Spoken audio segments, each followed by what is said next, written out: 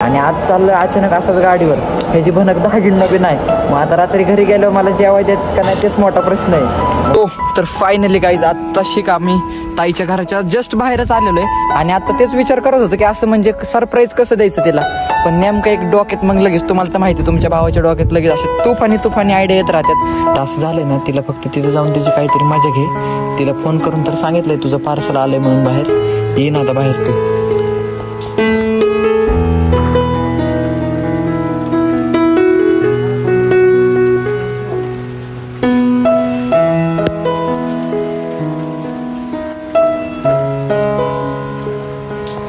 Happy Rakshabandhan. उशीर झाला पण लेट पण थेट.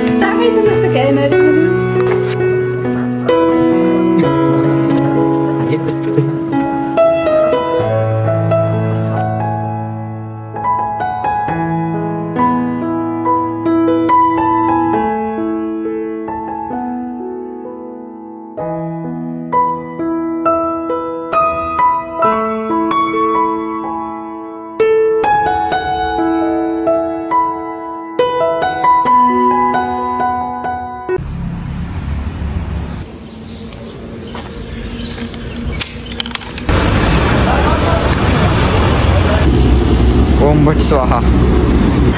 सो रामकृष्ण हरी मंडळी, स्वागत आहे तुमचं आजच्या एका नवीन व्लॉगमध्ये. आणि सर्वप्रथम तुम्हाला सगळ्यांना रक्षाबंधनाच्या हार्दिक शुभेच्छा. तुम्ही म्हणता रक्षाबंधन काल शुभेच्छा आज देतोय, असा काही विषय तर नेमकं काल काय आपल्याला ब्लॉग करायलाच जमलं नाही. आणि आजच्या ब्लॉगचा कंटेंट असा आहे की आज आपण चाललोय गावाला. तेच म्हणलं रक्षाबंधनाच्या निमित्तानेच तेवढं जाऊन तर यावं. आणि गावाला चाललोय ही भनक कुणालाच नाही. म्हणजे फक्त सकाळी उठलो, श्रावणला फोन केला, म्हणलं आपल्याला गावाला जायचं ताईकडं राखी बांधून. फोन केला, ते म्हणलं जाऊ. कालच आपल्याला थोडं शूट करायचं होतं पण नाही जमलं, म्हणून म्हणलं आज करणं गरजेचं आहे. मग आज सकाळी उठलो आहे 5 वाजता आणि गावाला आलो आहे. नेमकं आपल्याला यायचं होतं एस टीने, पण काय विषय झाला एवढ्या मरणाच्या गर्द्या. आणि मग म्हणलं असं कसं गर्दीमुळं आपण राखी बांधायचं तर नाही टाळू शकत. पण काय म्हणलं आपली स्वतःचीच गाडी घेतली, चावी टाकलं, पेट्रोल टाकलं की लगेच निघालेलो आहे. आणि आता सध्या टेंभुर्णीमध्ये आलेलो आहे. तेवढंच डोक्यात जरा ट्यूब पिटली की ब्लॉग तरी त्याच्या निमित्ताने ब्लॉग तरी होईल म्हणून व्हिडिओ चालू केलेला आहे. आणि असा विषय बनक कोणालाच नाही गावाला चाललो आहे म्हणून, ना ताईला ना दिदीला, फक्त मम्मीला माहिती तेवढं. मग असंच अचानकच आपल्याला सरप्राईजचंच कंटेंट बनवतो. नेमकं असं मला वाटतं की मागच्या वेळेसच जरा गावाला जायचं चाललेलं, म्हणलेलं गाडीवर येतो, पण घरचे जरा नको म्हणले गाडीवर. आणि आज चाललं अचानक असंच गाडीवर, ह्याची भनक दहागिणं बी नाही. मग आता रात्री घरी गेल्यावर मला जेवाय देत का नाही तेच मोठा प्रश्न आहे. मग बघू आता कसं काय नियोजन होतं आहे. अजून तर सध्या निम्म्यापर्यंत आलेलो आहे आणि आता इथून जायला तेवढंच टाईम लागेल मे बी. बघू पुढचं काय शूट असेल ते करूयात. आणि आत्ता म्हणलं थोडं कुठंतरी नाश्त्याला थांबावं म्हणून इथं नाश्त्याला थांबलेलो. सो बघूयात, कंटिन्यू करा. चॅनलला सबस्क्राईब करून बेल नोटिफिकेशन ऑलवर प्रेस करून ठेवा. आणि आज बघा फक्त सरप्राईज देतो, रिॲक्शन दाखवतो तुम्हाला ताई. आणि सगळ्यात मेन गोष्ट जी मला काल वाटली रक्षाबंधनाबद्दल, माझा पर्सनल एक्सपिरियन्स सांगतो. माझ्या 15-16 वर्षात असं एकदा पण नाही झालं की रक्षाबंधनाला ताई किंवा दिदी असं कोणच नाही.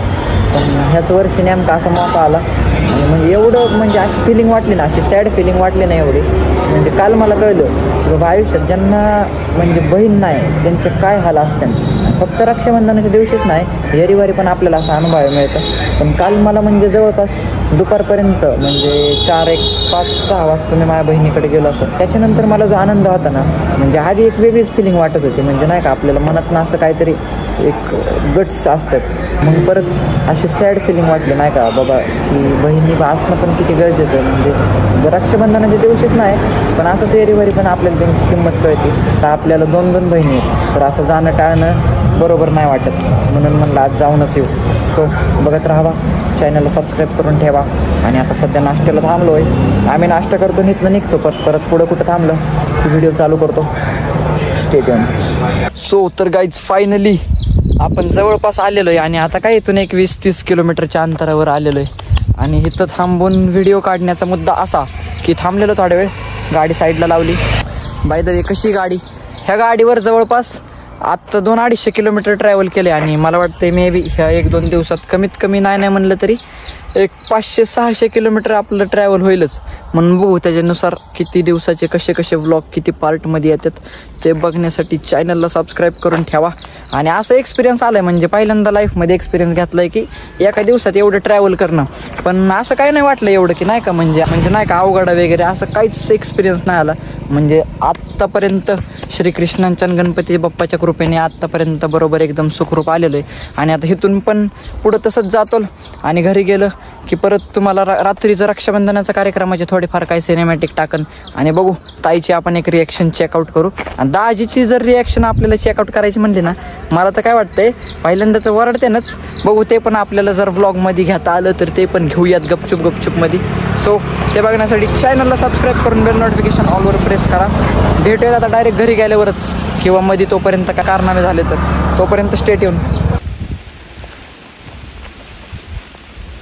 हो नमस्कार राम राम प्रणाम मित्रांनो. तर तेच म्हणलं आपल्या आयुष्यात असं कसं काय झालं की आपलं काम बिना अडचणींचं पूर्ण झालंय सक्रिय झालंय. तर नेमका काय विषय झाला आता थोड्याच अंतरावर आपलं गाव राहिलेलं आणि नेमका पाऊस असला सुरू झालाय आणि जवळपास अर्धा तास झाले इथे येऊन थांबले पण पाऊस कमी व्हायचं काय नावच घ्याय ना. बघू आता कसं पावसात तरी भिजत जावं लागेल नाहीतर इथं तरी थांबून बघावं लागेल की पाऊस कधी जातोय. बघत राहावा. हे तर मला माहिती होतं की अशी कामं आपली बिना अडचणींची कधीच पूर्ण होत नाहीत बिकॉज नशिबाचं दुसरं नाव म्हणजे आपणच. बघूयात आता स्टेडियम गाईज बघत राहावा. पुढं काय काय होतं ते सगळं तुम्हाला दाखवतो. चॅनलला अजून जर सबस्क्राईब केलं नसेल तर चॅनलला सबस्क्राईब करून बेल नोटिफिकेशन ऑलवर प्रेस करा. मंडळी पाऊस थांबलेला आहे आणि आता भूम फक्त 35 किलोमीटर आहे. मे बी तिथून जायला आपल्याला अजूनच अर्धा तास तरी लागलच निवांत जाणार आहेत म्हणून. आणि आता 35 किलोमीटर म्हणजे काय आल्यासारखंच झालेलं म्हणून लावा ताकद. स्टेडियम जादू ऑफ निसर्ग मंडळी. आत्ता इथं एवढ्यात पाऊस आहे आणि ह्या रोडवर एक थेंब पण पावसाचा नाहीये. म्हणजे बघा निसर्गाची किमया बघा तुम्ही. एवढे वेळ झालं तिथं अर्धा तास थांबलोय एवढा पाऊस चालू होता ना आणि इथं बघतो तर थेंब पण पाऊस नाहीये. निसर्गाला समजणं लय अवघड आहे गाईच. तर चला जाऊयात आता. पाऊस थांबलेला आहे आणि आम्ही निघलेलो आहे. बघत राहावा कंटिन्यू करा. गेलं की तुम्हाला रिॲक्शन्स दाखवतो. पहिल्या सगळ्यांच्या काही रिॲक्शन असतात त्या तुम्हाला पहिल्यांदा दाखवतो बिकॉज गाडीवर एवढे लांब पहिल्यांदा ट्रॅव्हल करतोय आणि असं अचानक भयानक चाललेलं आहे. मंडळी परत एकदा गोष्टीमध्ये आलेलं आहे ट्विस्ट. 15 मिनिट काय चाललं नाही तोपर्यंत पाऊस सुरू. असल्या झाडाचा आसरा घेतलाय ना म्हणून बघा झाडं लावा झाडं जागवा. असले बोध माझ्याकडून घ्या आणि घ्यायचे असले तर चॅनलला सबस्क्राईब करून ठेवा. आता बघू पाऊस कधी थांबतोय. असं तर काही वरती आबळ बघून अंदाजा वाटत नाही अजून तासभर थांबन पण बघूयात. थांबलं की निघूयात. निघलं की परत व्हिडिओ चालू करूयात. सो बघत राहावा. बाय द वे झाडाचं लुक कसं आहे बघा. म्हणजे आपण पण असल्या टायमाला बरोबर ह्या झाडाखाली थांबलं ना की एकदम असं डराव नाही सगळं नाही का फुल पिक्चरमधलं सारखं. एवढा मोठा पाऊस आणि त्याच्यातनं अननोन जागेवरती असल्या वडाच्या झाडाखाली थांबलोय. असं जरा वेगळी फिलिंग येते नाही का. म्हणजे निगेटिव्ह एनर्जी अशी आसपास असल्यासारखं वाटतंय. असं म्हणजे एवढं खतरनाक झाड आहे ना एवढं मोठं जवळपास 100-200 वर्ष आधीचं असेल पण लांब नाही वडाचं झाड बघायला एवढं मोठं आणि एवढं डेंजर दिसतंय ना की असं ह्याच्याकडे बघून म्हणजे एखाद्या माणसाला भीतीच वाटत ह्याच्या खाली येऊन बसायची. पण नेमका विषय काय आपल्याच जोरात पाऊस चालू झाला आणि मग थांबणं गरजेचंच होतं नाही तर अख्खं भिजून गेलो असतं. म्हणून म्हणलं जाऊ जरा रिस्क घेऊन जाऊ. आमच्यासोबतच ह्या झाडाखाली एक आजी पण बसलेले आहेत आणि त्या आमच्याकडे अशा नजरेने बघतात अशी कातील नजर वाटते एकदम. मी तर फुल घाबरलोय त्यांना बघून. आता काय सांगू तुम्हाला परिस्थिती आमची अशी झाली पुढं आडन मागं विहीर ना जनाचं ना मनाचा असा विषय झालेला आहे. म्हणजे दीड जातं पण आहे ना आणि नीट बसता पण आहे ना अशी रीत झाली. बघा आता तुम्हाला पण जरा इथलं लोकेशन दाखवतो आणि तुम्हाला कसं वाटतंय ते एकदा कमेंट करून नक्की सांगा. कधी इथं रात्री आलं ना बेशुद्ध पडायचंच काम आहे. बघा आता तुम्ही एकदा तुम्हाला पण इथला जो दाखवतो.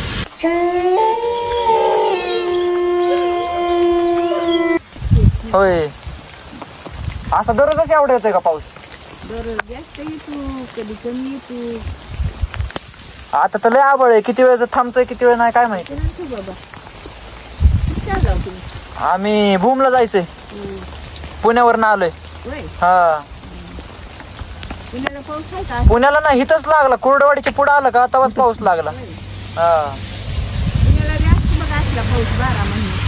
हा ना इकडं लयच पाऊस दिसतोय. लयच पाऊस दिसतोय इकडं. लय पाऊस आहे ह्या वर्षी.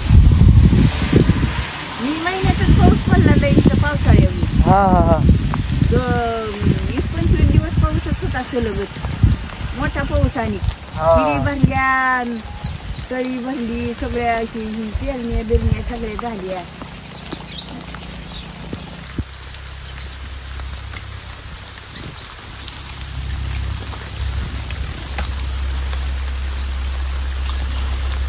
ह्या सगळ्या गोष्टीत ना आता एक गोष्ट मी तुम्हाला सांगतो की कधीच कुठल्या माणसाला त्याच्या पर्सनॅलिटीवरून जज करू नका. म्हणजे आम्हाला जे आजी आमच्यासोबत 5-10 मिनिट बसल्या तर आम्हाला त्यांची बघूनच म्हणजे असं भीती वाटल्यासारखी झाली.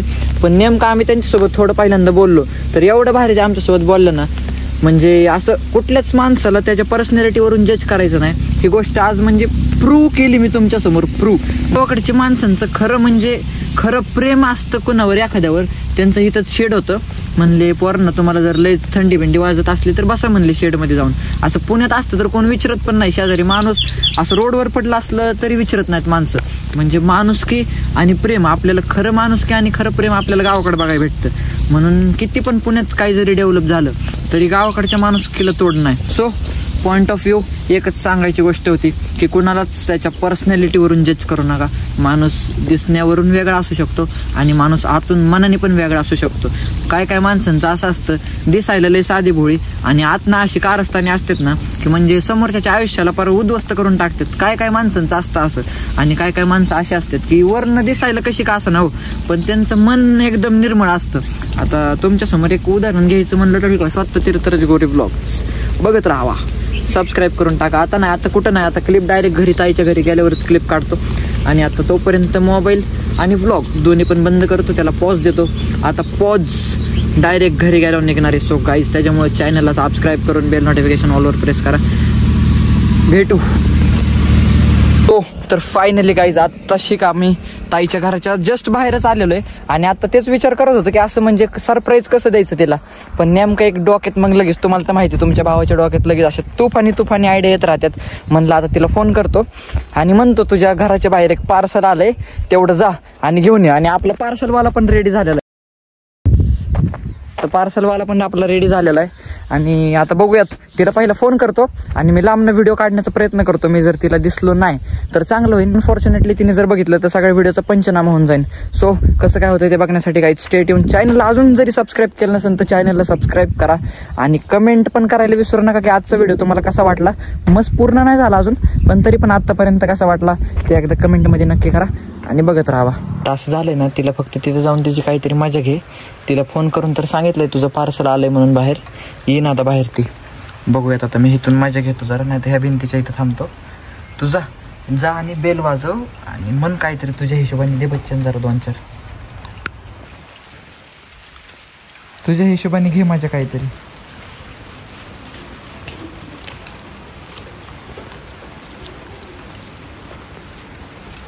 रेकॉर्डिंग चालू आहे ना.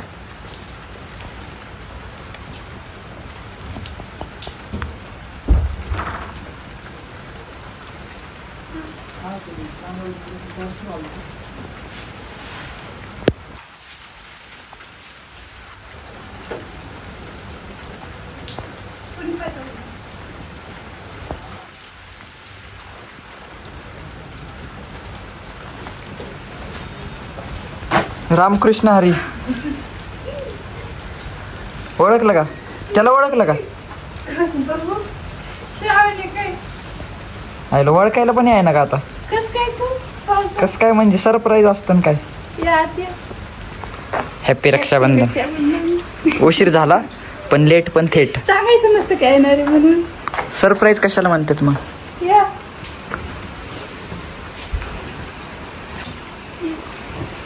सो तर मंडळी जवळपास रात्रीचे 8-8:15 झालेले आहेत आणि ताईला म्हणलं आता रक्षाबंधनाची तयारी चालू करायला गेली. आता मेकअप आता मे बी 1-1.5 तास तर लागेलच. आणि मला म्हणली त्यातून की तुझा मेकअप मी करते. मग मला अशी भीती आहे, तिचा मेकअप बघितलं मी घाबरतो. आता माझा मेकअप करून माझी काय तारा करते काय माहिती.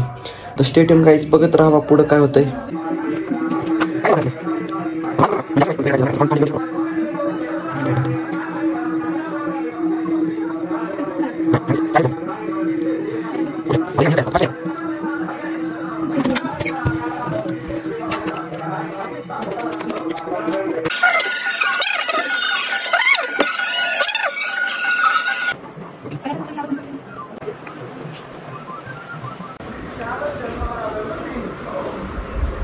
तीर्थराज मेकअप.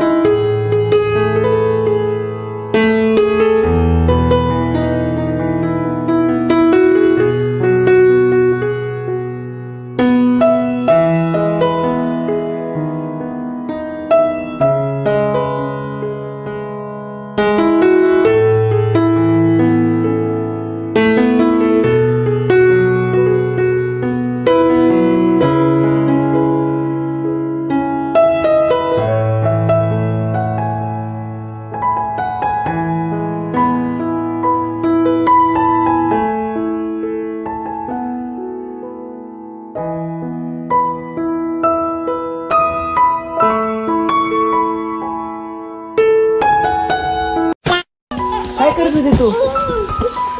काय करत होती तू? झेपतोय का तुला? चल घरात. झेपतोय का बघ. बघ ना ओपन करून.